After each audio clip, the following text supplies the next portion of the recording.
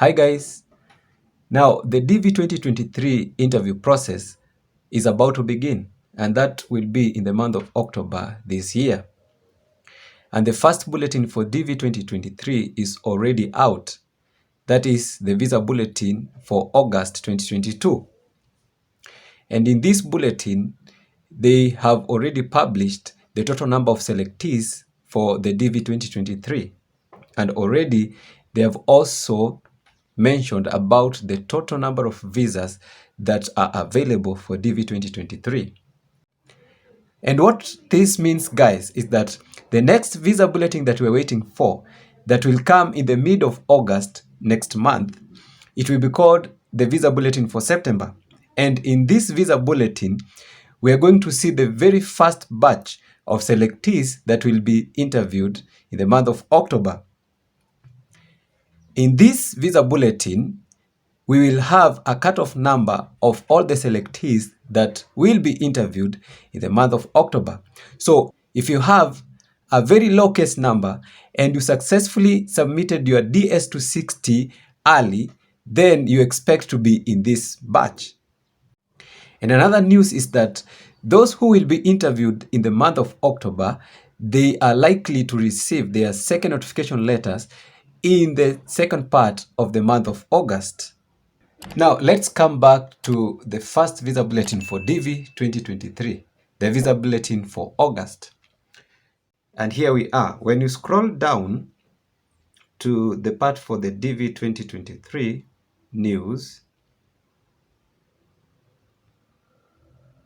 here, we can see here that approximately 119,262 selectees were picked, and this includes the main applicant together with their spouses and children, that is their derivatives.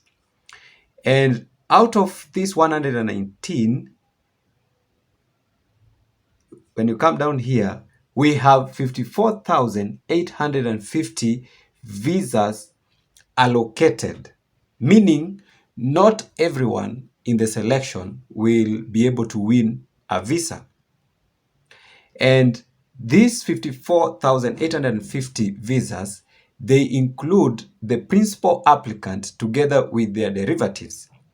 That means if a selectee has a family of 5, then there are 5 visas from these 54,850 allocated for them.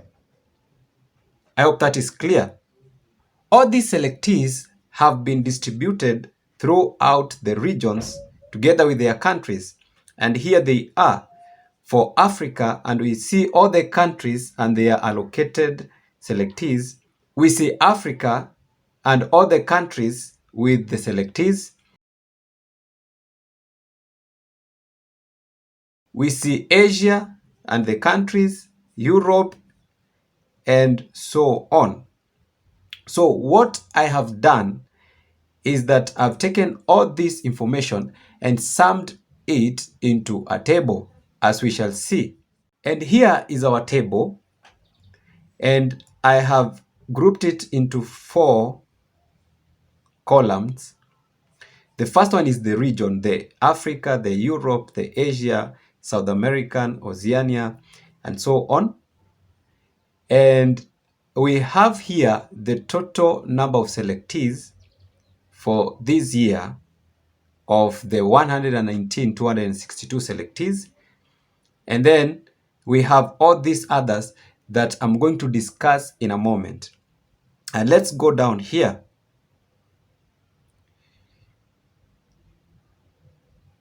I want to define these terms so that we can understand what is going on here.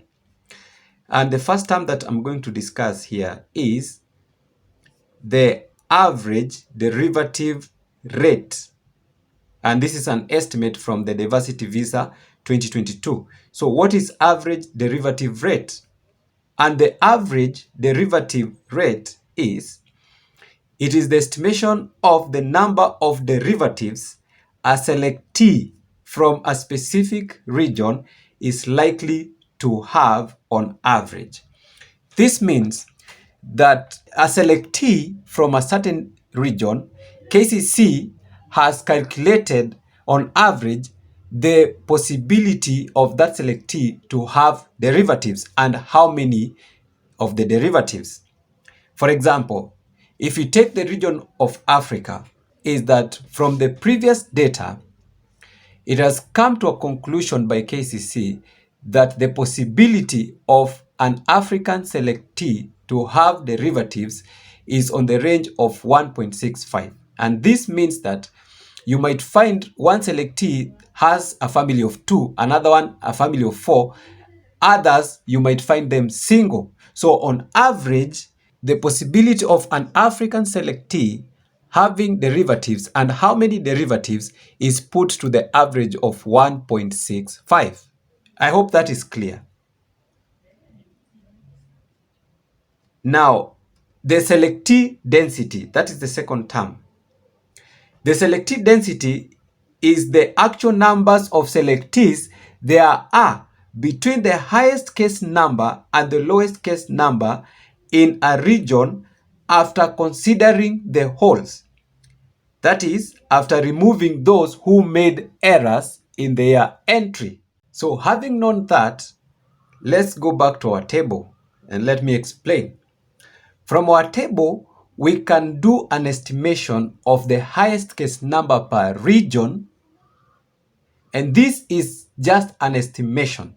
It's not the exact number because we cannot find the exact number until January, when the CAC will publish their data.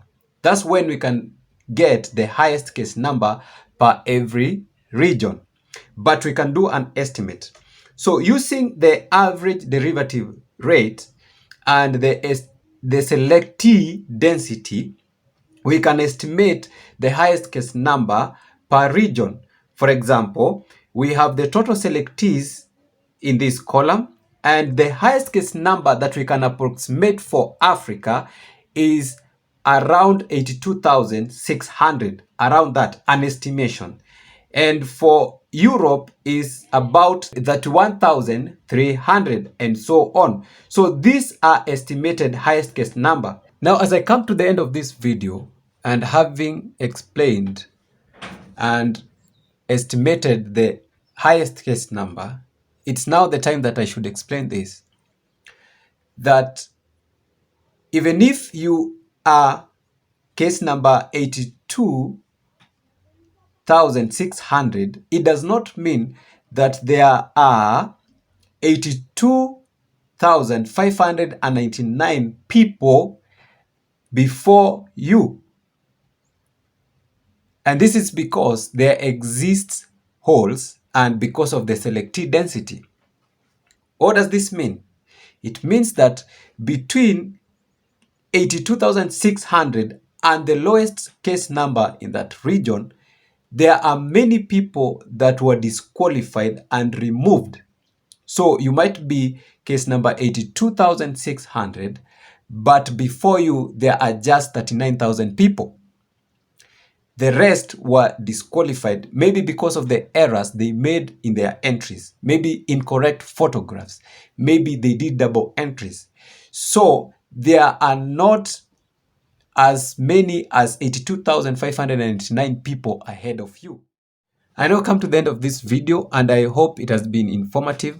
Congratulations to all of you that were selected, and I wish you that you get your visa. So if you're new and you have not subscribed to this channel, please subscribe because you get more information on this. And if you're a returning one, please consider liking the video, and let's meet in the next video.